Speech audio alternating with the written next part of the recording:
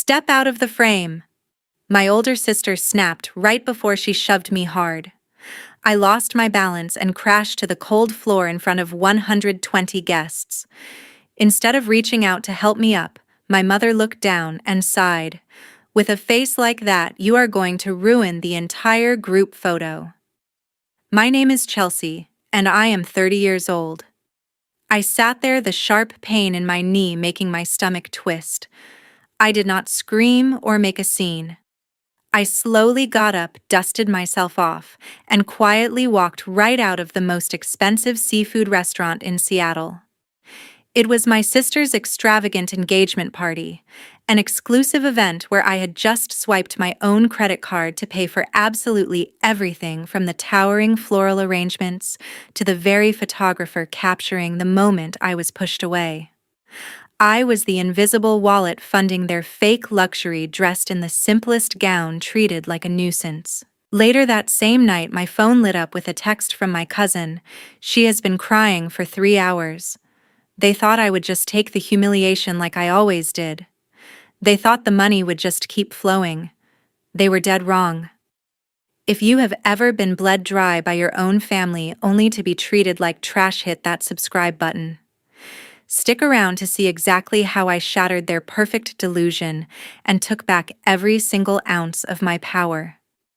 Sitting slumped on the old sofa in my quiet apartment, the sharp pain in my knee reminded me of every foolish contract I had ever signed, commitments I thought were meant to protect my family, but which had only turned me into a scapegoat for the greed of others. Every throb in my joint brought back memories of a childhood built on brutal inequality. After my father passed away, the dynamic of our household shifted overnight. My mother Doris positioned my older sister Shannon as the fragile princess needing constant shielding from harsh realities. Shannon was allowed to falter and dream. When it came time for education, she was sent to an expensive private university. I, however, was quietly molded into the family workhorse, forced to grow up too fast, burying my own emotions to manage theirs. I worked double shifts just to afford community college.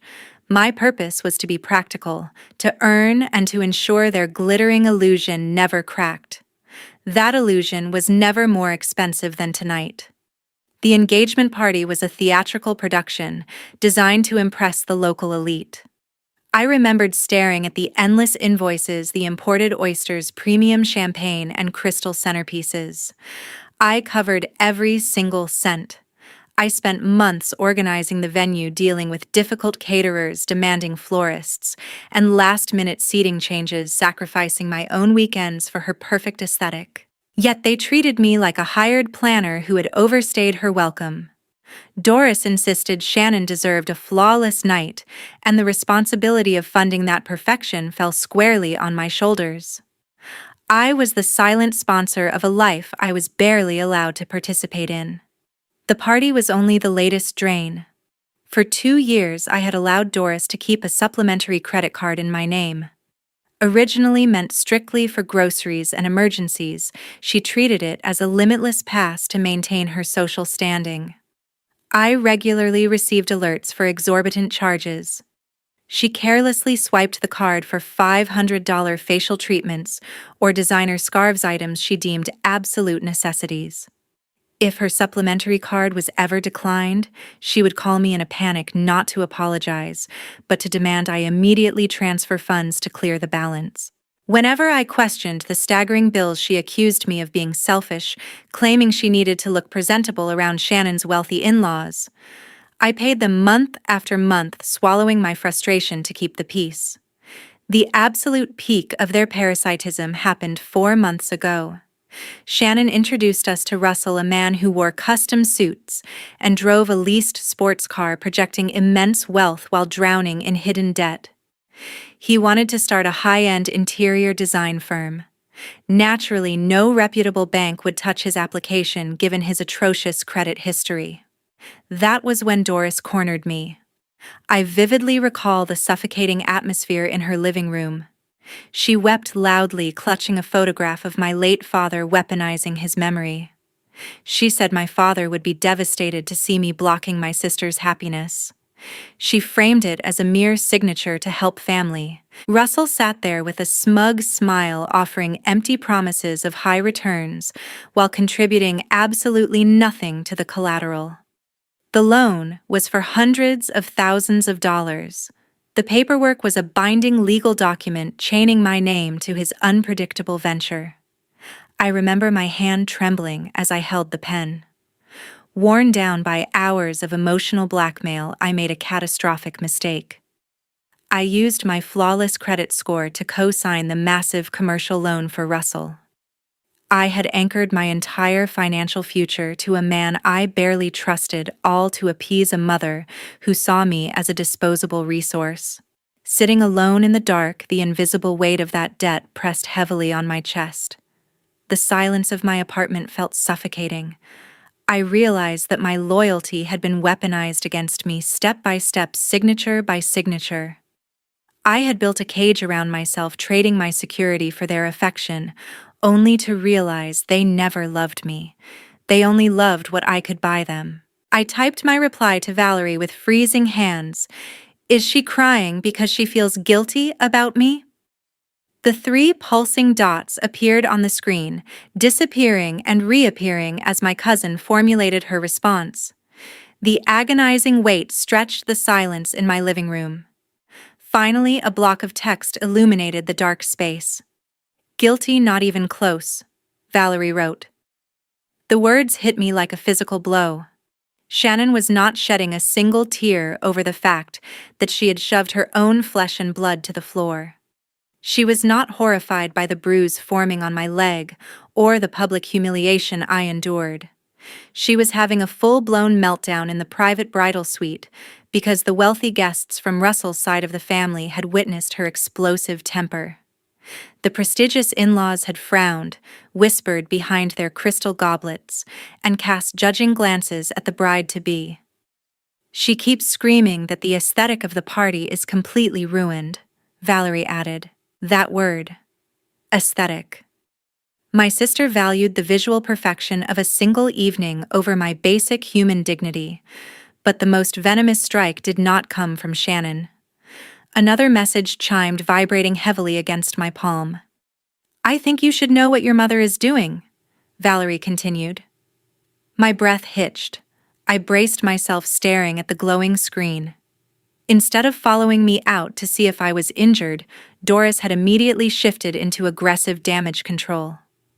Valerie described how our mother smoothly glided from table to table, carrying a flute of champagne, wearing a mask of tragic maternal suffering. Doris deliberately orchestrated a vicious character assassination. She leaned in close to the VIP guests, whispering a fabricated tale of my supposed bitter envy.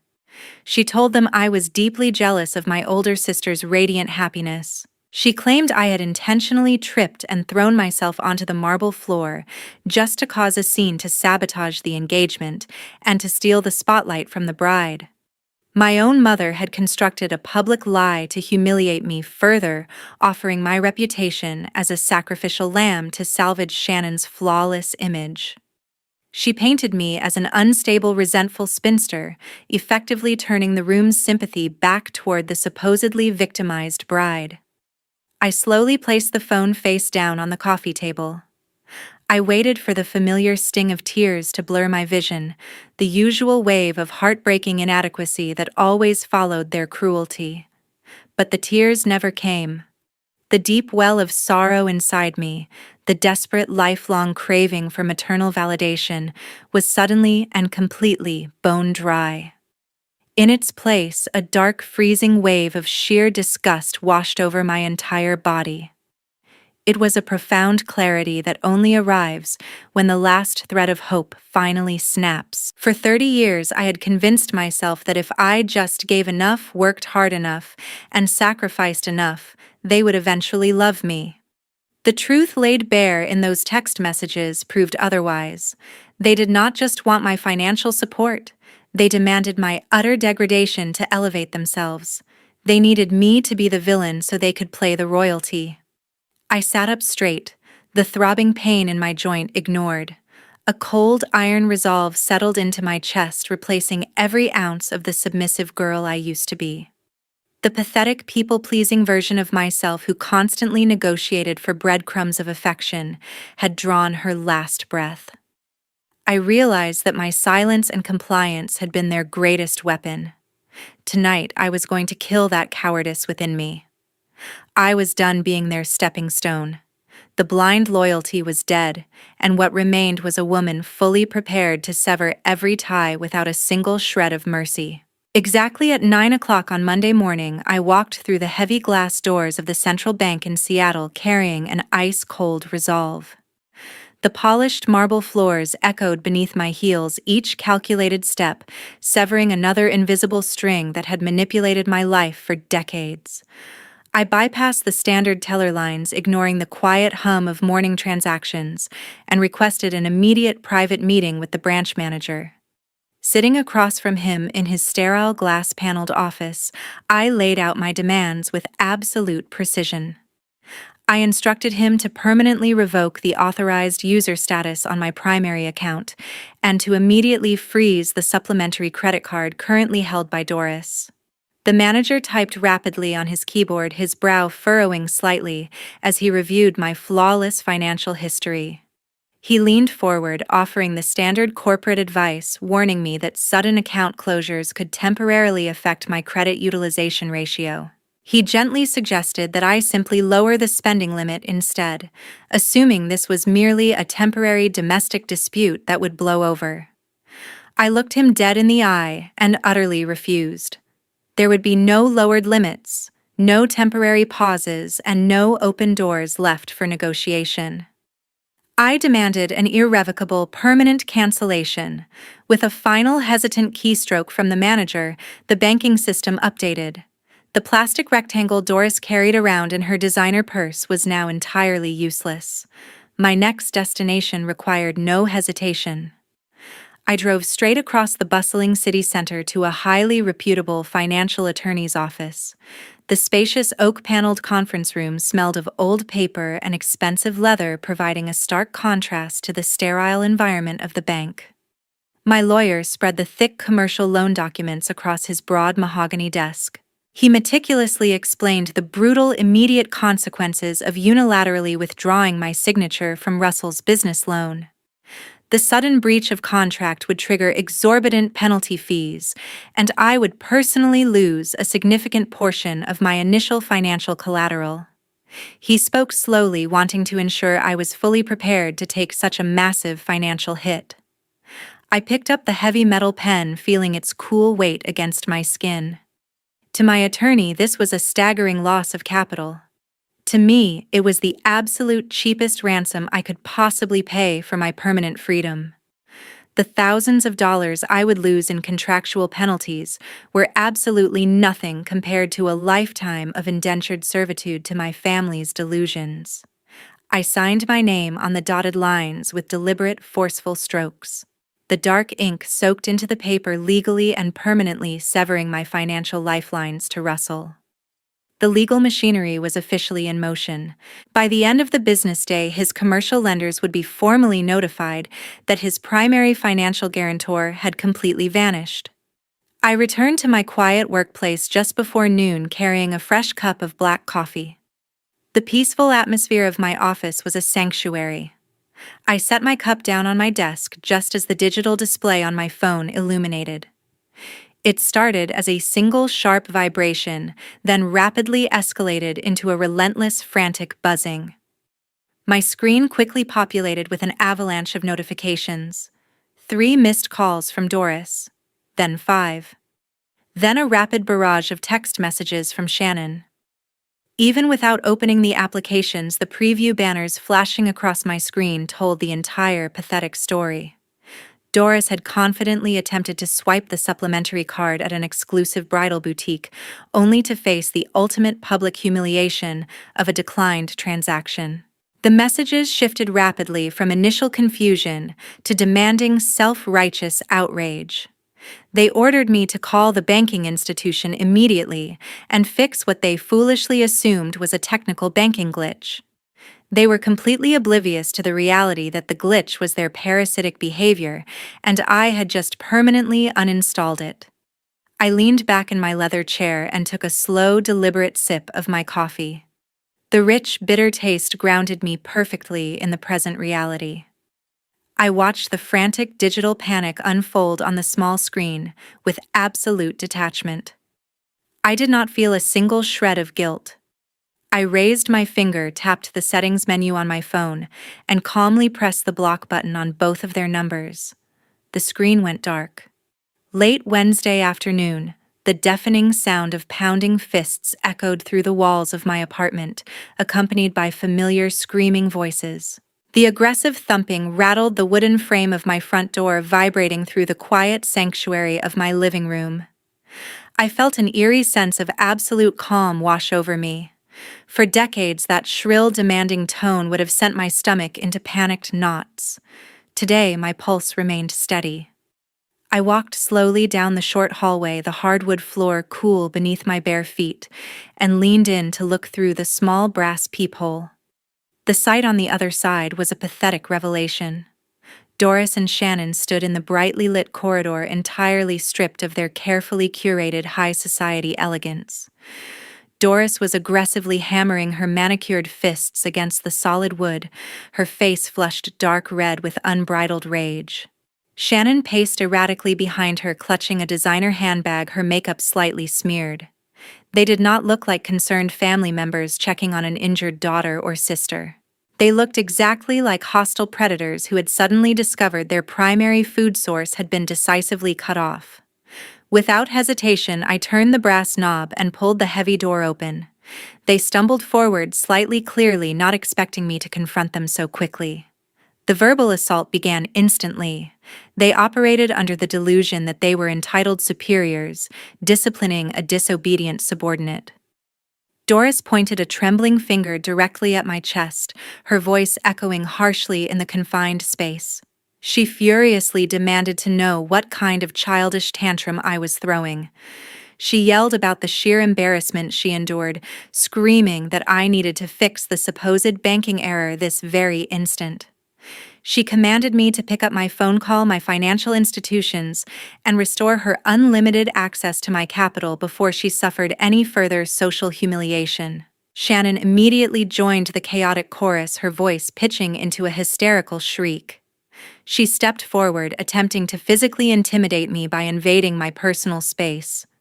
She revealed that Russell had just received a devastating call from his commercial lenders.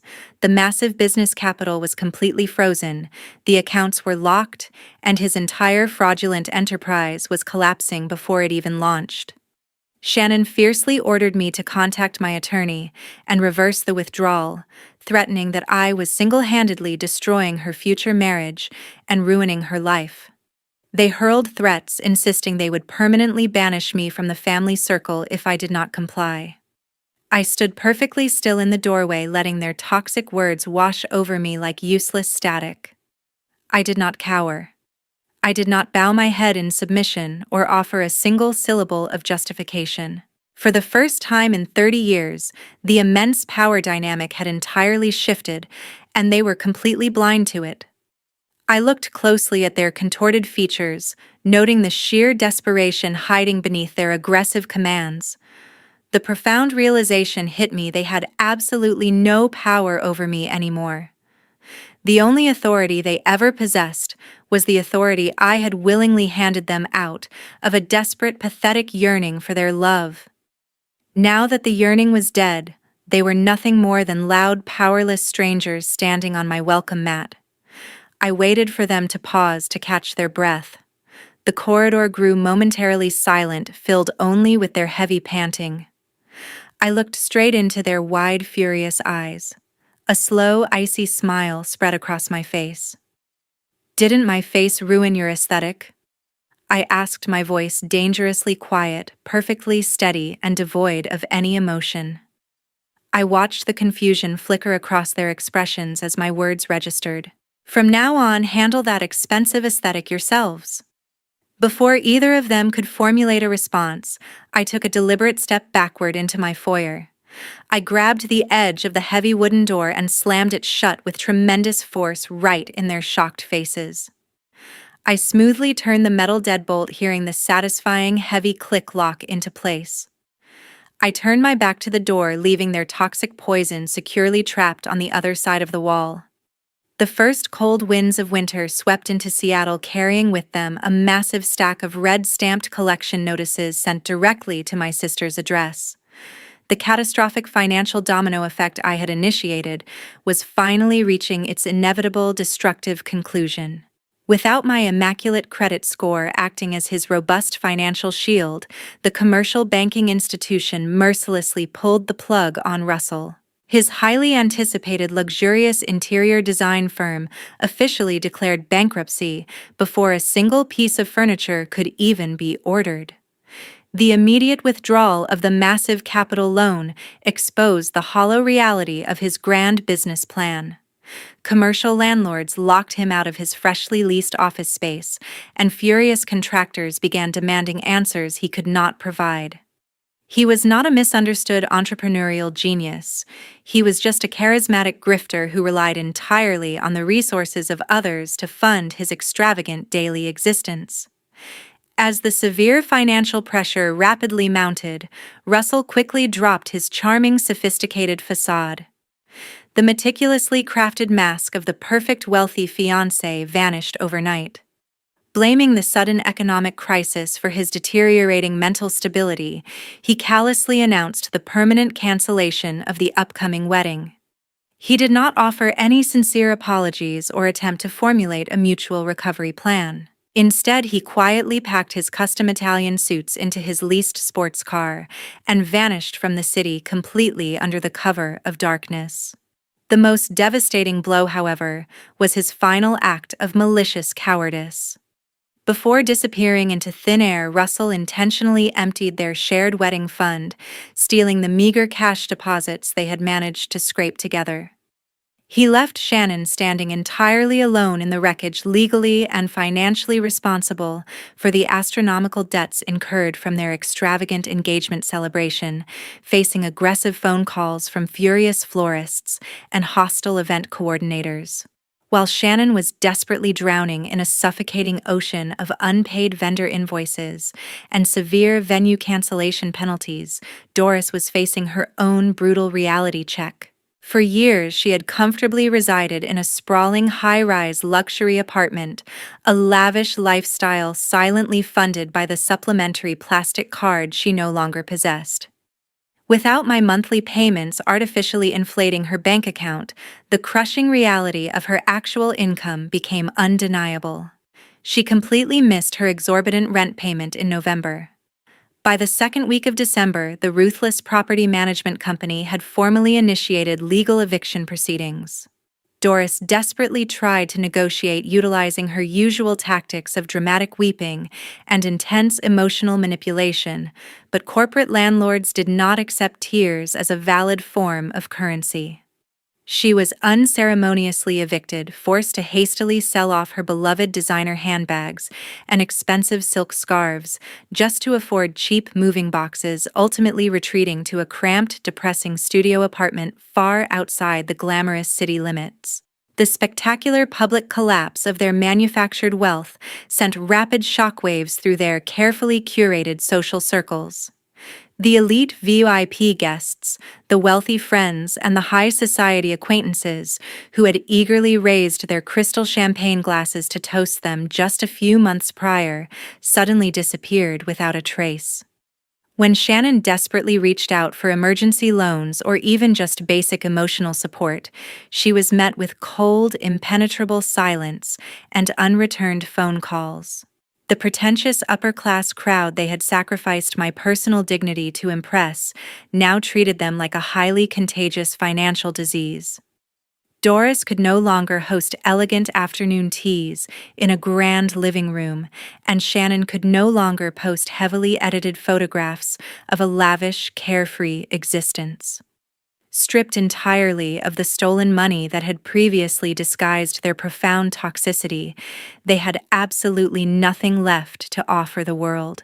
The towering, arrogant castle of cards they had aggressively built upon my back had finally crashed to the ground, leaving their proud, deceptive facade shattered into a million irreparable pieces. Exactly 1 year later, amidst the cluttered, disorganized aisles of a cheap suburban discount supermarket, I unexpectedly crossed paths with my mother. The blinding fluorescent lights buzzed loudly overhead, casting harsh shadows over the dented tin cans and battered cardboard boxes. The dingy linoleum floor was scuffed. It was the absolute last place on earth I ever expected to see the woman who once strictly equated her personal worth with high-end designer labels, expensive spa treatments, and exclusive country clubs. The stark contrast between her current state and her former glamorous self was incredibly jarring. Doris wore a faded, oversized gray sweater that hung loosely over her frail frame. Her posture, once rigid with arrogant pride, was now permanently slumped in profound defeat. Deep, dark circles carved exhausted hollows under her eyes. Her hair, usually perfectly styled by expensive downtown salons, was tied back in a messy, careless knot. She was pushing a rusty, squeaking shopping cart containing only a few generic brand items, a tragic visual representation of her new reality. As she slowly turned the corner near the clearance section, her tired eyes suddenly locked onto mine. She froze completely for a split second before a massive surge of desperate recognition washed over her pale face. Abandoning her metal cart in the middle of the aisle, she practically sprinted toward me. Before I could take a step backward, her bony fingers aggressively grabbed my wrist, clutching my winter coat sleeve like a drowning woman latching onto a life raft. The familiar theatrical tears immediately pooled in her eyes, spilling rapidly over her wrinkled cheeks in a heavily practiced display of utter misery. Shannon is suffering from severe clinical depression, she sobbed, her trembling voice cracking loudly enough to draw the curious attention of nearby shoppers. I cannot survive like this anymore. We have absolutely nothing left. Please, you have to come back and save our family. Her manipulative plea hung heavily in the stale air, dripping with the exact same toxic guilt she had relentlessly weaponized against me my entire life. I looked down in absolute silence at the desperate, shaking hands gripping my arm. I searched my own heart, but I did not feel a single fleeting flicker of sympathy. I did not feel the familiar, crushing weight of daughterly obligation that used to dictate my every decision. I slowly, deliberately pulled my wrist completely free from her frantic grasp. My gaze remained entirely flat, devoid of any warmth, anger, or lingering sorrow. "The family died the night you chose to publicly humiliate me," I stated. My voice was calm, icy, and completely unshakable. I turned my back on her stunned, weeping figure. I walked purposefully toward the front checkout registers, my head held incredibly high, proud and free, and I never once glanced over my shoulder. Blood relations are never a guaranteed free pass for unlimited financial and emotional exploitation. Society frequently conditions us to firmly believe that family requires endless, unconditional sacrifice. However, handing your hard-earned money to ungrateful, manipulative people does not magically buy their genuine love. It only serves to condone their toxic behavior and actively nurtures their cruelty. You simply cannot purchase basic human respect from individuals who fundamentally view you as nothing more than a disposable resource. You must find the courage to draw permanent, impenetrable boundaries, to fiercely protect your financial assets, and to guard your mental peace. Walking away forever from toxic relatives is never an act of cruelty. It is the ultimate act of radical self-preservation. True freedom finally begins the exact moment you dare to step completely out of a picture frame you were never truly welcome in.